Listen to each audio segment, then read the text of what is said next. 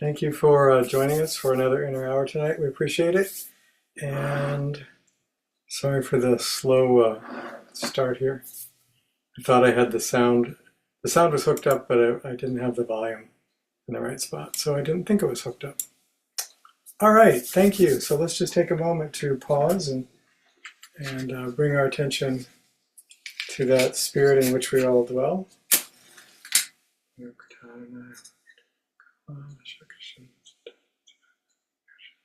Oops.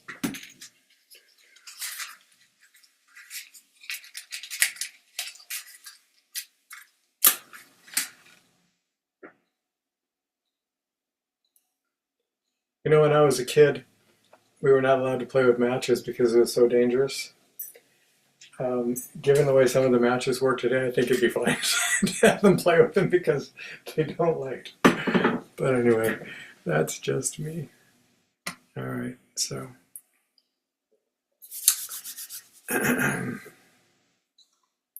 just take a brief moment again, and whatever has happened during the day, just bring your attention present now and let go of whatever else may have been happening.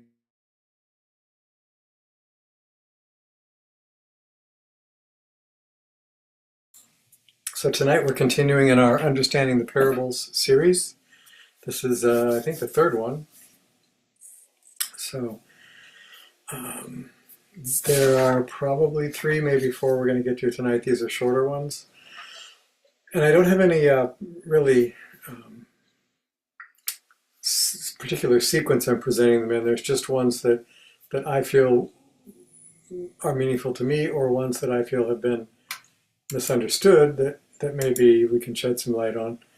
If it falls into one of those two categories, I'm going to try to present it in this series. There, as I've said before, there are, depending on what you consider a parable, because not all biblical analysts agree, but some are just real short sentences, but they're kind of metaphorical, and they think of that as a parable, and some are very long, and they're clearly stories.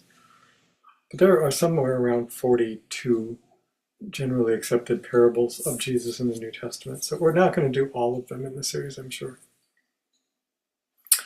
So this one is from the Gospel of Matthew, chapter 13. Actually, it's two very short parables, one right after another, and they're each like only 2 sentences long. So this is Matthew 13, starting at 44. And the first one's known as the hidden treasure. And it says, "The kingdom of heaven is like a treasure hidden in a field, which a man found and then hid again. And from joy over it, he sells everything he has to buy that field." So I'll read you the second one. It's immediately after that. There's no explanation of it. Nothing happens intervening in between. It immediately goes into the second one, which is known as the pearl of great price, or the expensive pearl, or the costly pearl. So the pearl one is, again, so he's now giving examples of what the kingdom of heaven is like. He often, almost always, I want to say always, but definitely almost always, whenever asked to describe that, or whenever he's trying to describe the kingdom of heaven, he uses parables to do so, instead of direct descriptions. "Again, the kingdom of heaven is like a merchant seeking fine pearls, and upon finding one priceless pearl of great value, he goes and sells everything he has to buy it." So that's the end of those two particular parables. Both basically the same message, in slightly different terms. One's a treasure, one's a pearl. Pearls back then were particularly rare and very expensive, so they were worth a lot. And obviously treasure is treasure. So in the one instance, the man comes upon a treasure unexpectedly in a field. We don't know what it is. We don't know if it's gold or gemstones or money, or we don't know what it is. But he finds it in a field, and not wanting anybody else to and it's not his field. So if he takes it and gets caught, he's a thief. So he can't, and so he doesn't want to do that. But he doesn't want anybody else to have it either. So he hides it, and then he sells everything he can or as much as he can, raises money, and legitimately buys that field, not telling anybody, of course, what he's found in it. And then he now owns the field, so whatever's in the field belongs to him. And then this treasure, whatever the treasure is now his. So there's lots of components to that story. Some of them are probably not intended necessarily, like the fact that he's cheating the person who actually owns the field because he knows there's something really valuable there and doesn't tell him. So that's not a component that's usually discussed in this particular parable, but I think there's an ethical issue there myself. The part of this story in terms of why this is like the kingdom of heaven is that, and this is significant in many of Yeshua's teachings actually, unlike the teachings where we're told that if you follow a certain mystical path, if you follow a certain rabbi, certain rebbe, certain guru, certain master, that if you follow this particular certain teacher who knows all these secrets, that if then you do the discipline they give to you, generally a meditative type discipline of some kind, but if you do the particular practices that this teacher tells you to do, that then as a result of your following that teacher and as a result of your implementing the practices they specify, then as a consequence of that, you're going to be able to enter into the kingdom of heaven. That's a result of your practice and a result of your devotion to the teacher. Unlike that, many of Yeshua's stories, including this one, have a very different element and a very different take on it, and that is you come upon the kingdom by surprise. You come upon the kingdom accidentally, not as a result of something you do, not as a result of an effort, not as a consequence.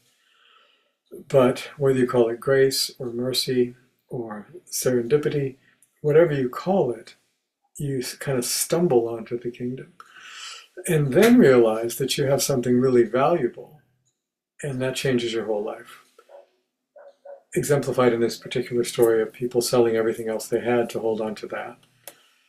But if we're talking about the kingdom of God, if we're talking about it as a state of consciousness in which we find peace, in which we experience a very profound inner joy, where we actually experience God's love for us, or the ability to love, discover the nature of love. If we discover some of those wondrous spiritual things, love, peace, and joy, the kind of three standards, if we find that in a way that we can hold that within our consciousness and retain it, that's one of the ways that the kingdom of heaven is talked about in not only Yeshua's teachings, but in many traditions. Sometimes they'll not use it, they won't say kingdom of heaven, they'll use something different. The soul realm, or the higher realms, or the spiritual dimensions, or a spiritual home, or whatever they might call it. But that's sort of the idea. And if you can find a way to do that, to live in that state, then that's priceless. And everything else you have, you're willing to surrender or sell or barter or let go of, but in some way those other things diminish in value to you in comparison to this value of the kingdom. And sometimes we come across that in surprising ways. There's a man named C.S. Lewis who was an Oxford and Cambridge scholar and was an atheist, or at least agnostic, most of his life. And in his adult years, older adult years actually, he became a Christian. Now, I personally think he was a less traditional Christian than people think of him as, but in any case, he became a Christian. And he wrote a book about that experience, and the book is called Surprised by Joy, because he had this experience of finding this treasure in a field, basically. So there's this kind of aspect of kind of stumbling into this state of consciousness and then going, wow, what do I need to do to hang on to this? Um, as opposed to a prescribed spiritual regimen that leads you definitely to that experience. And the pearl one is essentially the same thing, that this person is, although the difference here, this person is looking for that priceless great pearl. So they're on an active search for it, as opposed to the first guy who kind of stumbled into it. So now we have an example of somebody searching for it. We don't know if he's doing any particular spiritual practices or not, but we know he's on a quest. And then he finds it. And then finding it, he goes, this is it, this is what I want, and it's really valuable. And so he rearranges his whole life to be able to hold on to that, this pearl of great price. Now, this particular very short parable is of interest to mystics and to scholars because there's something that's not in the Bible that's part of the writings in between the testamental periods, and it's definitely a mystical writing. It is in a collection. If you don't own this, there's a wonderful collection called the Other Bible, and whether you get it in paperback or hardcover, it's a really rather large book, and it has tons of things in it: Kabbalistic writings, apocryphal writings, non-canonical New Testament writings that didn't make it into that collection, but were existent before, during, and after that time. Flat-out mystical writings of early Jews and early Christians, the Book of Hermes, the Book of Enoch, a number of mystical literature in the Jewish Christian tradition, and some Greek, as I recall, and some Egyptian as well, as I recall. I've not looked at that collection for a while. But it's an outstanding collection, and there's something in it called the Hymn of the Pearl. Not him, male, her and him, but hymn as in song, sacred song. And it's a rather lengthy story. That story has many traditional elements in it about that we're really the child of the greatest king ever, and we've been sent to a foreign land and raised as a stranger in that land by a commoner. We don't know our divine heritage. We don't know our birthright. We don't know the authority that we have. And so we believe, also kind of like the ugly duckling story, we're raised by people who aren't ours in a land that isn't ours, and often feel like an outcast or a misfit or a stranger because we're not from here and we don't belong here. But we're put with somebody who really cares for us and protects us, a surrogate parent in a way, or an adopted or foster parent, if you want to think of it those ways, who cares for us. And part of our journey here is to understand the suffering of people who don't know that they too are children of this great king, and go through all kinds of trauma in the not knowing of that, and all kinds of self-doubt and self-pain and self-deception. And so our journey is to awaken in this process to our rightful place, to be able to return home to our rightful kingdom, to be able to claim our divine authority and birthright, to live as a child of the king, knowing that we're protected and provided for, and then to help others awaken as well. So the pearl is the discovery of that, this priceless pearl. And then there's also a force that's trying to prevent us from discovering this pearl called the dragon, which is one of the names of Satan in the biblical records, and also in some Eastern traditions. Not typically Chinese. Dragons are typically good guys in the Chinese tradition, but in India and farther Middle Eastern countries and whatnot. So there's also an adversarial force there trying to stop us from doing that. So if you have not read the Hymn of the Pearl, it's a really profound spiritual teaching and intriguing one that has like many layers. You can read it like a year later, read it again, and like, wow, I missed this part. And so it relates to this story, and there's speculation that Hymn of the Pearl is so ancient, even though the text itself is not hyper ancient. There's a belief that that story, as an oral tradition, is so old that probably Yeshua knew that story, and either this is a very pared down version of what he actually told, or he was just synthesizing a kernel of it that people may have also been familiar with, just as an example of the kingdom of heaven. So that's those two stories. Again, by the way, just in case anybody's ever missed the message, you're welcome to turn your camera and mic on at any point that you want to share something with the group or ask me a question. You're welcome to do that. I don't have a specific Q&A time built in. Okay, the next one is not related to that. This appears in the Gospel of Luke, chapter 16. By the way, if you ever do, and there are plenty of these you can find online without doing the work yourself, studies of parallel studies of the parables in the New Testament of Yeshua, where they appear. Like this parable, where does it appear? Does it appear in all four Gospels? Almost none of them appear in all four Gospels. A few appear in three Gospels.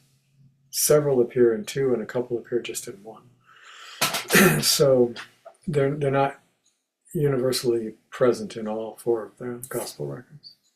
This one's from Luke. It's often called the Unrighteous Manager. Some of these have different names too, because of course Yeshua didn't title the parables. So it's up to the biblical, the people who compiled that particular Bible translation to title that section whatever they want. And there's a kind of a general consistency, but you'll find slightly different names of some of these stories. So this is Luke 16. And Yeshua said to the disciples, "There was a rich man who had a manager, and this manager was reported to him as squandering his possessions. So the man summoned the manager and said to him, 'What is this I'm hearing about you? Give me an account of your management, or you're no longer going to be my manager.' The manager said to himself, 'What am I to do, since my master is going to take my management position away from me? I'm not strong enough to work the fields. I'm not strong enough to dig. Would be too ashamed to beg.'" So for any of you who've lost your jobs, I can personally relate to this. I'm too weak and old to work in the fields. So this is similar stuff that was going on in my head a couple of years ago too. And every now and then still kind of like, makes an appearance there. But anyway, I know what I'll do. He's still talking to himself. I know what I'll do, so that when I'm removed from management, people will welcome me into their homes and help support me. Now, this is not something I came up with in my struggle, but something he came up with.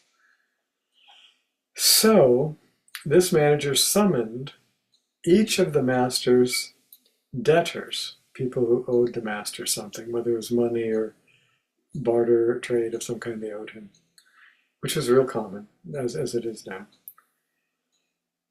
And he said to the first debtor, "How much do you owe my master?" The man said, "I owe him 100 jugs of oil." That was a lot, by the way. It took a long time to press olive oil. And it was expensive, relatively, back then. So he said to the man, "Take your bill and sit down quickly, and I'll write you owe him 50. And the manager could do that because he was the manager of the accounts. So you get the picture, he's changing this man's debt and cutting it in half. He owed him 100, now he's going to have a record saying he only owes him 50. That's quite a bit of difference. So the theory is this guy's going to be grateful to the manager. Once the manager's booted out of that position, which he expects to be, then maybe this guy will help him out because he helped him out. And he said to him, and then he said to the next debtor, "And how much do you owe?" This man said, "I owe 100 cores of wheat." That was a measurement of wheat, and I honestly don't remember how much it is, but there you are. 100 cores of wheat. So the manager said to this man, "Take your bill and I'll write 80 on it." So he's now reduced his debt also substantially. Now, when this man went back to his master, the master complimented The unrighteous manager complimented him because he was acting so shrewdly. The shrewd part being, I'm going to cheat on these people's bills so they feel indebted to me for helping them out of their debt to my master, and they're going to help me out when I need help. So that's kind of shrewd. It's not ethical, it's not a good thing, but it's kind of shrewd. So the master compliments this unrighteous, and he's recognized here as being clearly unrighteous. That's not a good thing to do, what he did. Complimented the unrighteous master because he was acting shrewdly. Again, as I've said before, Yeshua often puts twists in parables you don't expect. You expect him to come to the master and be chastised, right? Especially if the master finds out he's cheating like this, and then be fired. And he's not. He's complimented, and we don't know whether he was fired or not, because as in the many other Yeshua parables, there's no end to it. We don't know what happened. After being complimented, then was he chastised and then fired? Was he complimented and then fired? Was he complimented and then given a raise? We have no idea. It doesn't have an ending that we would expect, and this twist is certainly not something his listeners would have expected. But there it is. And then it's not quite over yet. There's one more sentence. And the sentence says, because the sons of this age, Yeshua is now talking to his listeners, telling this parable. This is not the man in the parable speaking. This is Yeshua speaking. And the age Yeshua is talking about is the age he was living in at that time. For the sons of this age are far more clever in relation to their own kind than are the sons of light. Now, that's where it ends. So he's basically saying that this guy's cheating, and if not getting rewarded, at least getting complimented for it. Because, he says, the sons of this age, meaning the people of the world at that time, were far more shrewd or far more clever. With their own kind, people who thought like them, did business like them, had the kind of values they had. And aren't we still seeing that? I mean, you know, in the world of business, in the world of politics, even in the world of religion, sadly, it's not hard to find, is that, in our world, the same kind of behavior and unscrupulous dealing for self-interest. Not hard to find, still. But the comparison is interesting. The sons of this age are far more shrewd in relation to their own kind than are the sons of light.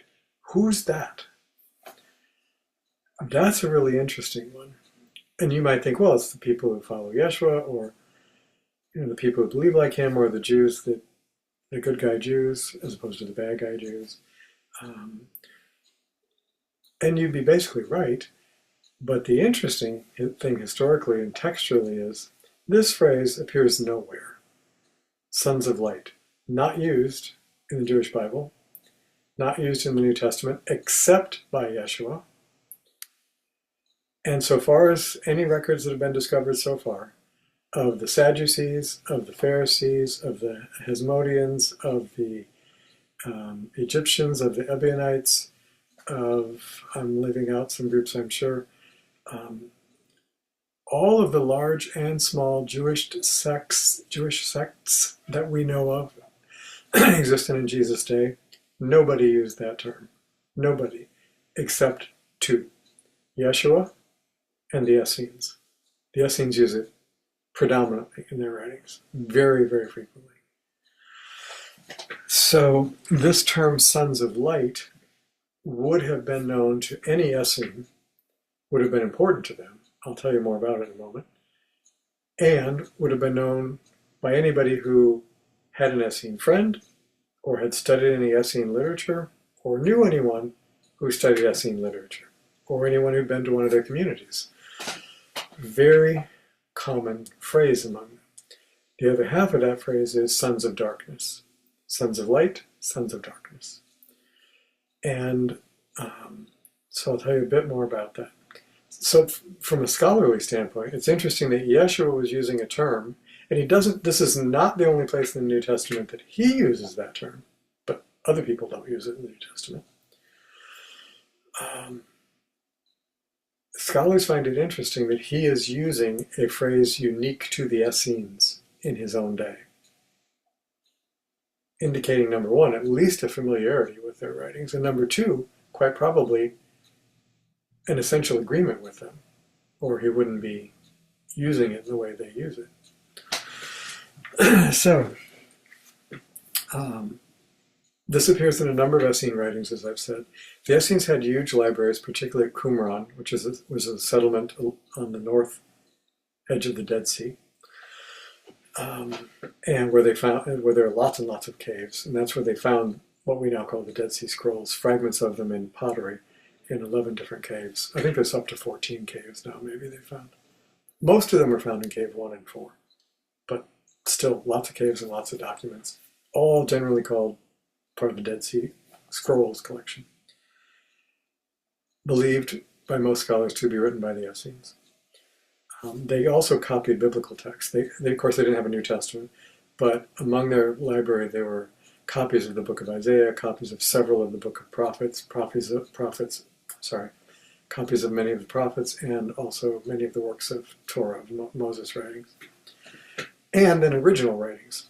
One predominantly is called the War Scroll, and the whole scroll is about the current age at their time being the beginning of a culmination of the war between the sons of light and the sons of darkness on earth.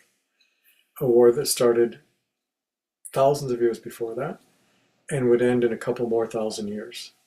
But this was a key critical time in that war when Yeshua was alive, according to the Essenes. They expected a Messiah sent by God who would intervene in the course of human history on God's behalf.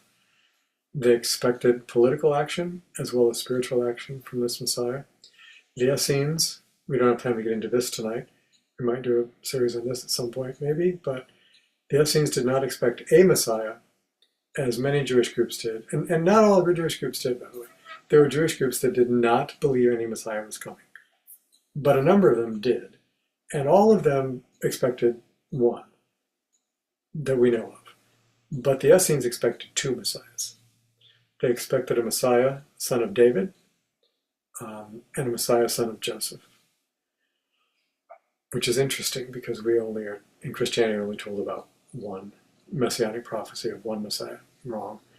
Even in the prophets, even in Jeremiah, even in Zechariah, there are two Messiahs prophesied.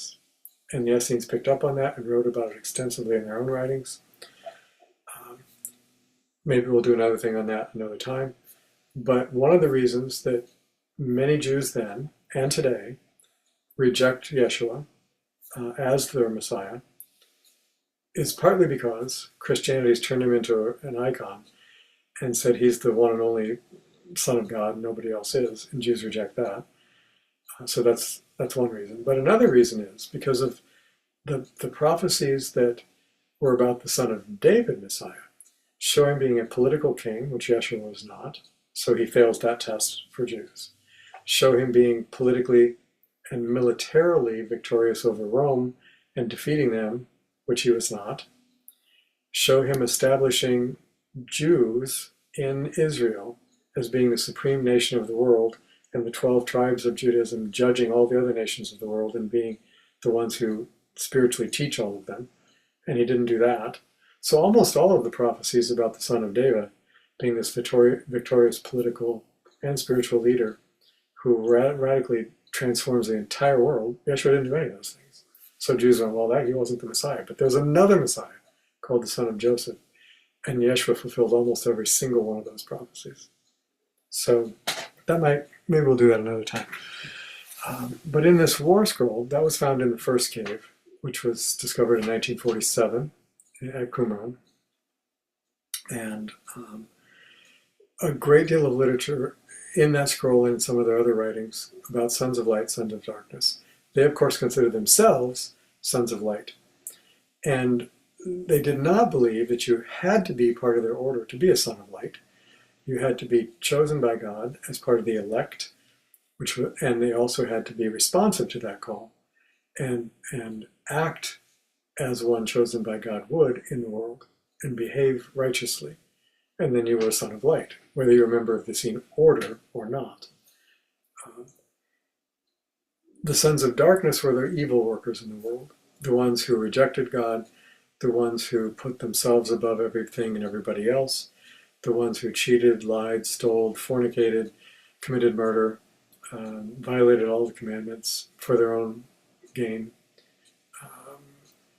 And more specifically than that, because those are all moral code violations, but more specifically than that, were most of the evil done in the world is a camp of people that is doing that selfishly out of their own fear or out of their own self-promotion and greed. That was true back then. That's still true now, in my opinion. But the Essenes said there were also workers of evil who were very consciously working for evil.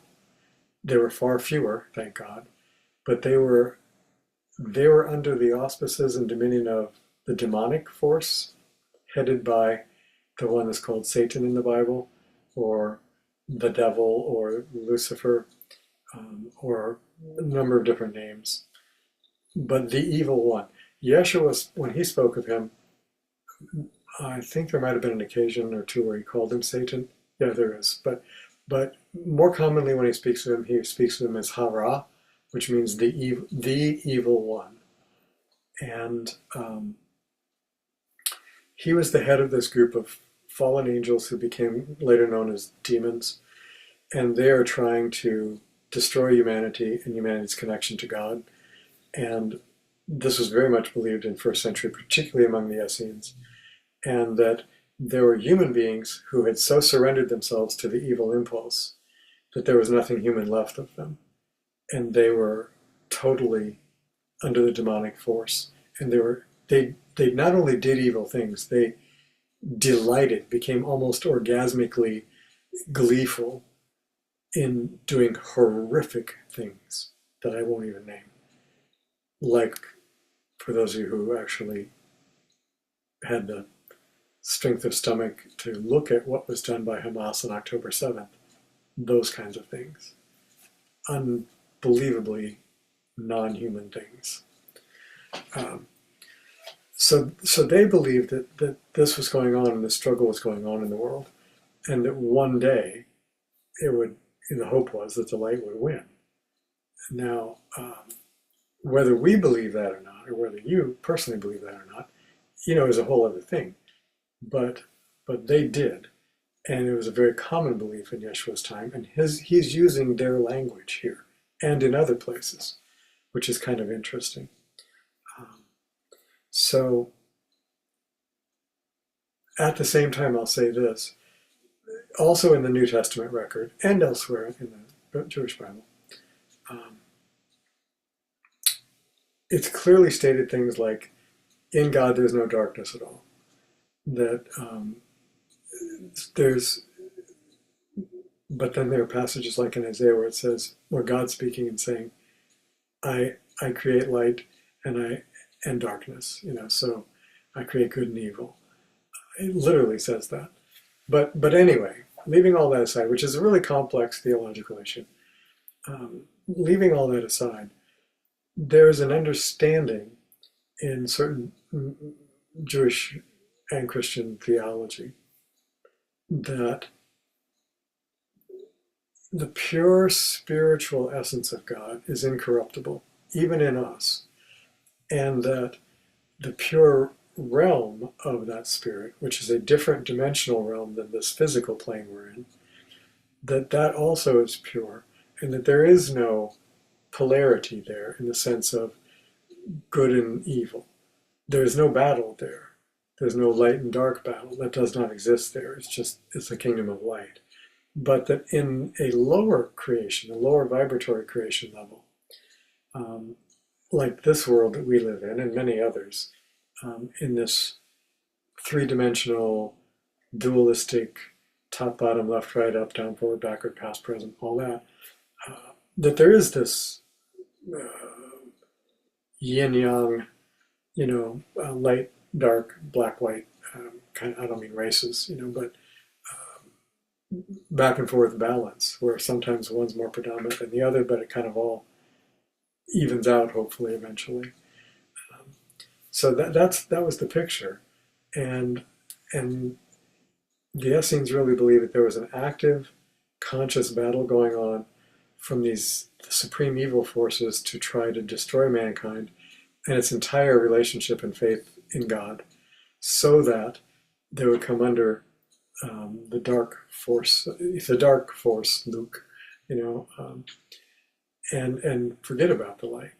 And then there's the light workers trying to remind people of the light and how to connect to the light and how to live in the light and what is the nature of that light and so on.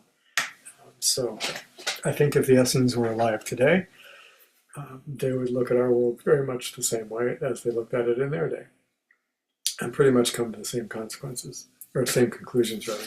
Now, whether you do or not is another story, but this was a framework that Yeshua and his apostles lived in, and seems to be an indication that they believed such a thing was going on, not in the highest, not in the kingdom of heaven, so to speak, not in the highest realms of consciousness or being, but in these realms that we live in the bodies and all that. That there's health and illness. There's beauty and terror. There's wonder and horrible. I mean, it's a mixed bag here.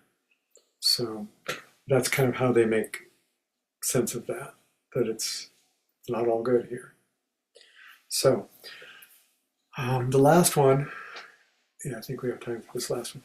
So the last one is found in the Gospel of Mark. It's called the parable of the seed, and it's not the parable of the sower of the seed. It's not that one. It's a different one. Parable of the seed, and this is in Mark 4. It starts at verse 26.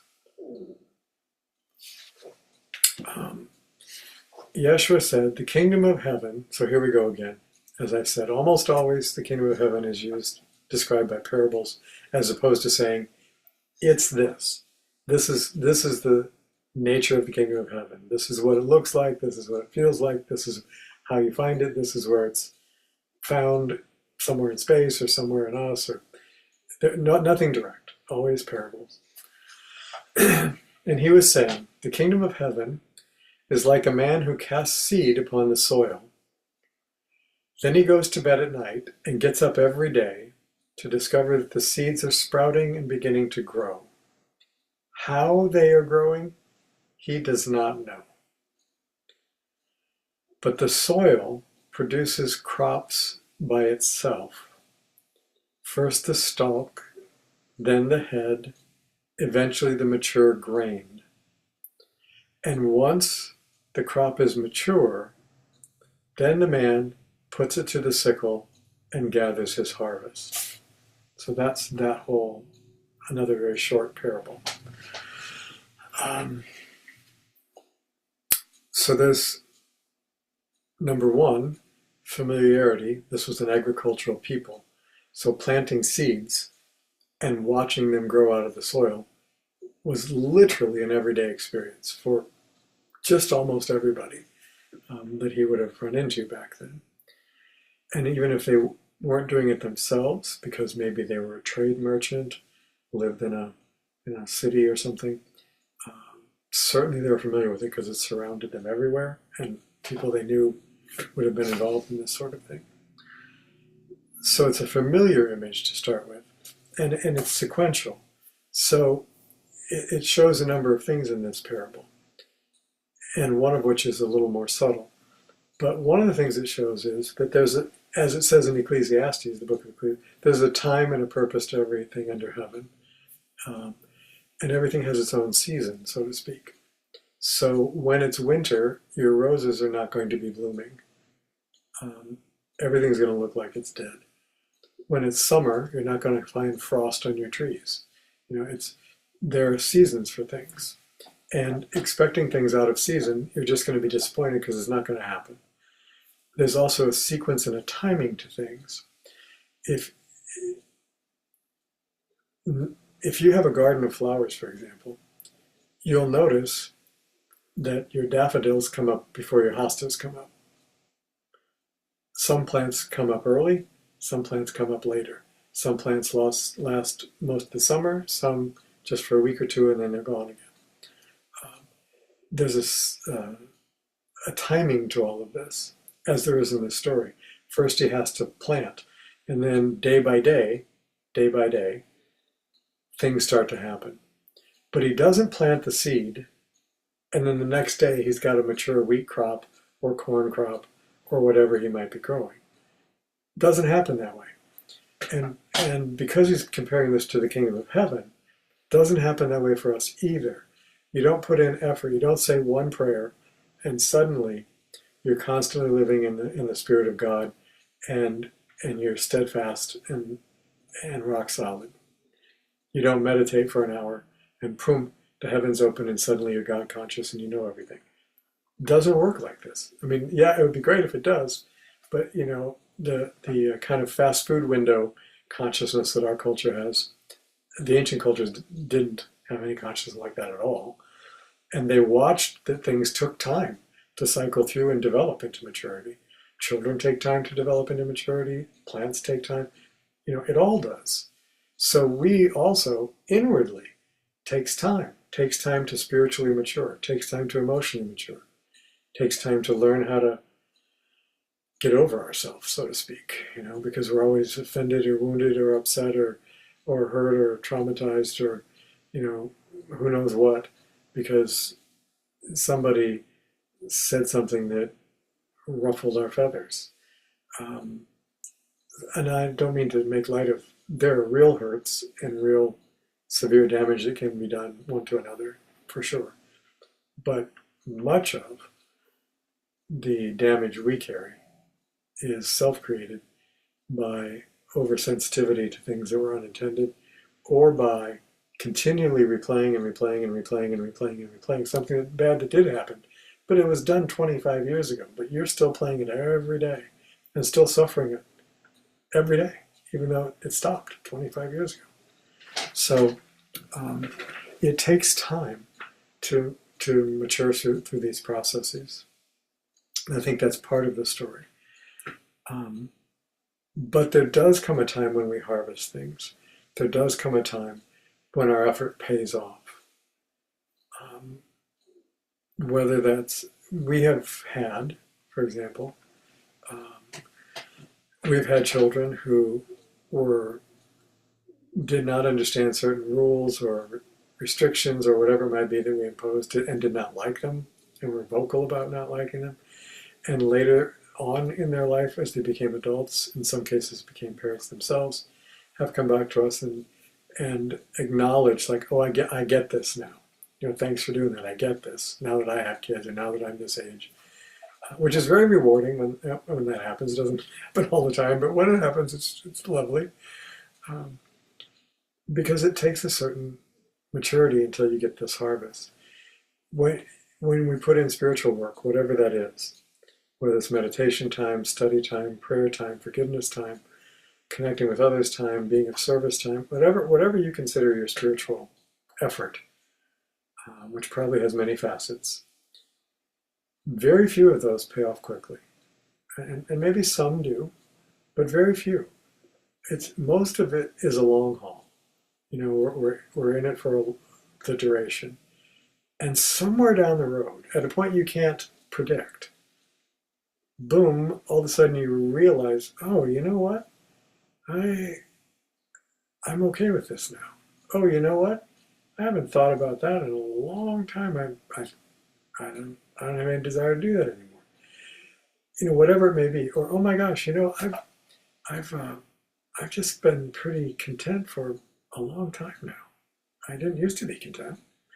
So we kind of come to recognize or harvest some of these efforts that we've made, usually down the road a ways. And sometimes after they've actually kicked in a while, we didn't recognize them even right away and went, oh my gosh. Or you see a blessing that you've had for maybe a while and didn't even see it as a blessing, and now suddenly you do see it as a blessing. So I think that's part of what this story is getting at. I also think part of it, that is maybe a little less obvious is this part of the man does not know how they grow. The soil produces crops by itself. It's just said he planted stuff. But I think what it's getting at here is that when we plant seeds in us, or somebody else does, spiritual seeds in us, we don't really know how that grows. We don't really know what exactly it's going to look like when it matures. We don't know really, is it going to take a day to mature, or a week, or a year, or 10 years, or 50 years? We don't really know. We don't know how it does that.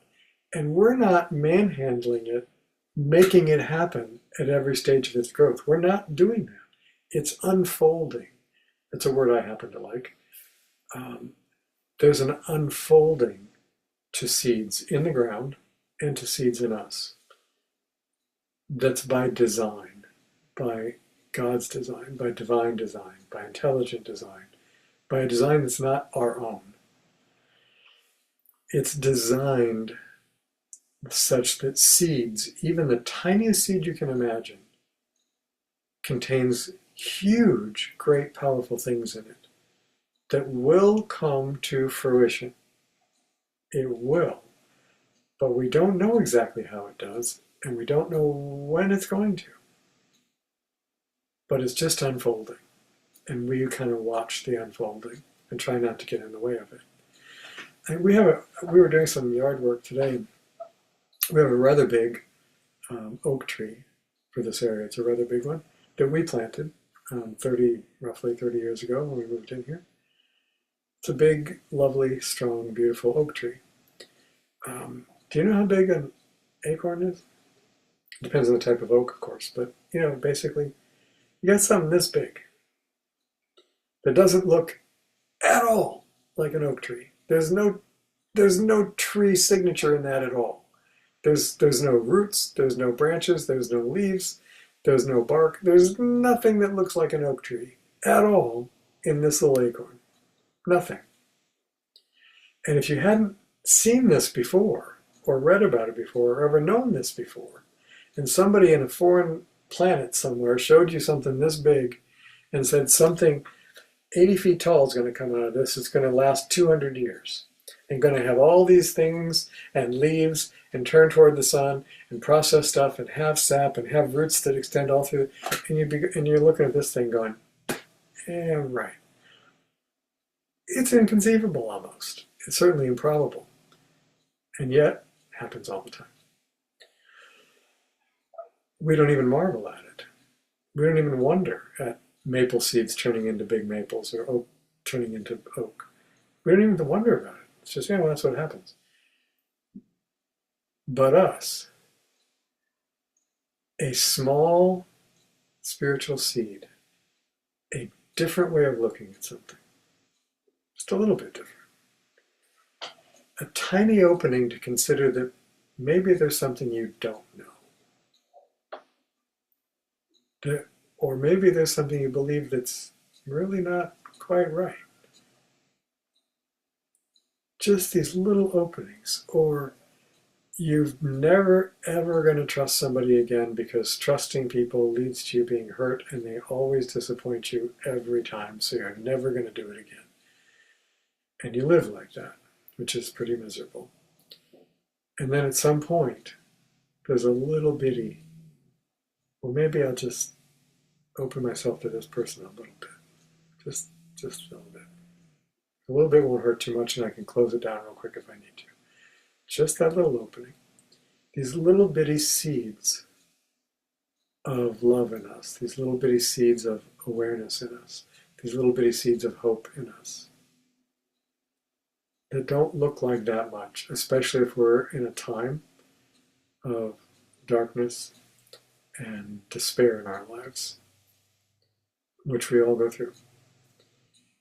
If we're in one of those times and there's just this itty bitty seed of hope, itty bitty sliver of light that comes in, doesn't look like it could do much, but it's astonishing what it can do. In that spiritual seed in you is something far bigger than an oak tree. that will last far longer than 200 years and be beautiful and expansive in a way you can't possibly even conceive. That's just real stuff. That's by design. And we're unfolding that way as surely as the seeds we plant in the ground unfold into flowers or corn or oak trees or whatever they may be. So I think there's a lot in this little bitty parable about understanding things take time. They move in a certain progression. Harvest eventually does come, even if you wait on it a long time. And that exactly how all that unfolds, we can't know. But we can and do know from all the things we witness around us, it is in fact unfolding. Right now, as it says, day by day, it's unfolding into what is to become. And the other thing is that if I plant, this is not said in the parable, but I'm going to say, if I plant corn, I don't get thistles, I get corn. We used to feed, the doves here love, called Niger seed, it's thistle seed. They love it. And they carry it everywhere. And we used to do that because we love to watch them eat it because they love it so much. We've stopped doing that because we had a yard full of thistles because they drop the seeds everywhere. And thistle seeds turn into thistles. They don't turn into flowers. Well, actually, they kind of do, but they turn into thistles. They don't turn into roses or corn or wheat or oak trees. They turn into thistles. Every seed turns into that which is within it. Every seed. It can't do anything other than that. So the seed that God has planted in us, the divine seed, that spark of the divine being, that spark of light, that spark of awareness that's been planted in us, it can't turn into anything else. It can't turn into something other than what it is. What it will do is grow into manifesting what it is. How long that will take, whether we nurture it and help it to do that more successfully, whether we inhibit it and try to repress it and make it more difficult for it to do it, whatever our choices do have an effect. But they don't stop the unfolding. The process of unfolding is in play. And it's happening in you, and it's happening in me, and it's happening right now. And sometimes, if you get in difficult places where you don't feel that interconnection, you don't see the light, you don't feel the love, you certainly don't have peace. God seems to have taken a vacation, and you can't find out where it went. God forbid that you're in that space, but sometimes we move into those spaces. If you're ever in one of those spaces, or are now, where you just can't find what you think you need. You can't find that anchor to hold on to, and you can't really believe in a hope because everything seems hopeless to you. In that space, you can hold one thing which doesn't require hope. It's just an acknowledgement that there is an unfolding design that is at work in you and in your life and in everyone you know. There is an unfolding design already at play, unfolding in them and you. And sometimes that's enough. It's enough to know that. So, anyway, I'm going to bring it to a close here. I appreciate your showing up again tonight. I really do. A couple of people regularly make donations to help support specifically the Inner Hour because of the internet costs and the communication costs and the phone lines and the computers and all of that stuff that you have to do to make all this happen. We genuinely appreciate that. We try to acknowledge it from time to time. If I've been lax with any of you, I apologize. We really very much appreciate it. And a couple of you recently have written saying, how do I do that? So there's one way is to simply, give us a monetary donation if you see us in person somewhere. That's always welcome. Another way is to simply write us a check, to me, Stephen McAfee, and just mail it to us. If you don't have our address, it's kind of everywhere, but text me or email me, we'll give it to you. And again, we very much appreciate those things. And then there's something called Zelle. It's one of the many different types of cash apps available these days. We use it because it's hyper simple. Zelle is provided free of service by almost every bank. And many credit unions, but not all. I've discovered some don't do it. Almost all banks do. All banks I know of do, that I've checked. And all that happens is, if you have a bank, you ask them if they have Zelle. If they do, you tell them you want to send a Zelle donation to us. They need my name, which you have. They need my bank account, which is Fifth Third. They don't need any account numbers. I don't need your account number. You don't get mine. There's no account numbers traded. I don't see any of your stuff. You don't see any of my stuff. You tell your bank, I'd like to send a donation or a contribution or send this dollar amount, specific dollar amount, to Stephen McAfee at Fifth Third Bank. And you need my cell phone number, which I think all of you have. If you don't have it, text me. Or I guess you can't. If you don't have it, email me and I'll give it to you.